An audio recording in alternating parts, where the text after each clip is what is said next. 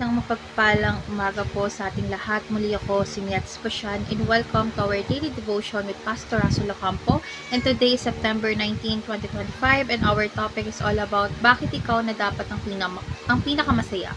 So our concept is all about special grace. So ano nga ba yung special grace or saving grace? Ay ang natatanging biyaya ng Diyos na nagdadala ng mga kasalanan tungo sa kaligtasan kay Kristo.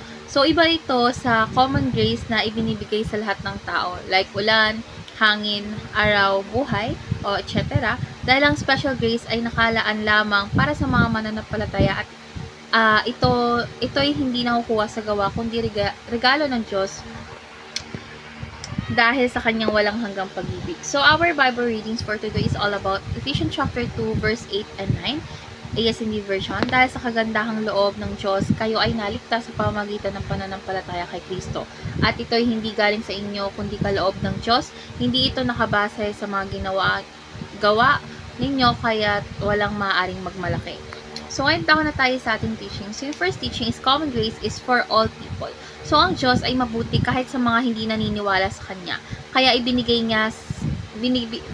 niya sila ng ulan, araw at buhay. Ito ay patunay na siya ay mapagpala sa lahat. Second is special grace is for believers only. So, hindi lahat ng tumatanggap ng kaligtasan, kundi yung mga pinili at tinawag ng Diyos kay Kristo, at ito ang biyayang nagbabago ng puso at nagdadala sa atin ng pananampalataya. And lastly is Jesus is the most special gift.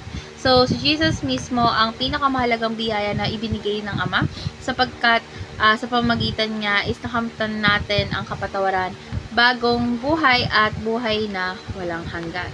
So, ngayon dako na tayo sa ating applications. So, yung first application is rely on God's common grace. So, syempre araw-araw nating pasalamatan ng simpleng bagay tulad ng hangin, pagkain, at syempre yung kalusugan natin. Dahil ito ay tanda ng Diyos, na ang Diyos ay mabuti sa lahat ng oras.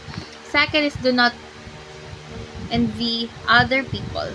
So, kahit maraming bagay ang meron ng iba, mayroon tayong pinakamatinding kayamanan, which is si Jesus Christ. So, yung tunay na kasiyahan ay hindi sa material na bagay, kundi sa relasyon kay Kristo.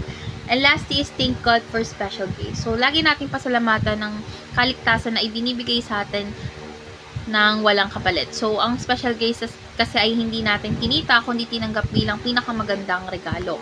So, ngayon daw na tayo sa ating last part is our discussion. And our discussion talks about why should we be the one most grateful and satisfied people in the world. So, dapat lang kasi talaga tayong maging pinaka-grateful at satisfied dahil tinanggap natin hindi lamang yung common grace, kundi yung special grace ng Diyos sa pamagitan ng Kristo. So, habang ang mundo ay naghahanap ng kasiyahan sa kayamanan, tagumpay at kawalatian, tayo ay may kasiguraduhan ng kaligtasan at walang hanggang buhay. So, natutunan ko na walang hihigit pa sa kagalakan ng pagiging anak ng Diyos, at sa aking buhay is pipiliin nating magpasalamat palagi araw-araw at huwag mainggit sa iba dahil si Jesus ang ating tunay na yaman.